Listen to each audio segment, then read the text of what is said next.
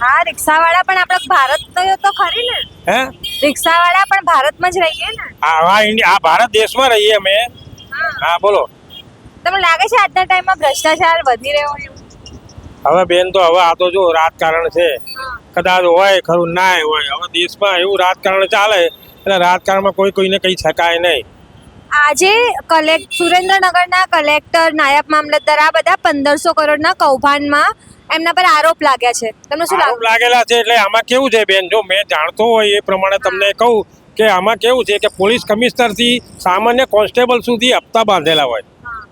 એવી રીતે દરેક વિભાગોમાં, સરકારી વિભાગોમાં હપ્તા બાંધ્યા હોય. પટાવાળામાંથી ઓફિસર સુધી કે 2%, કોકનું 5%, કોકનું 10%, કોકનું 15%.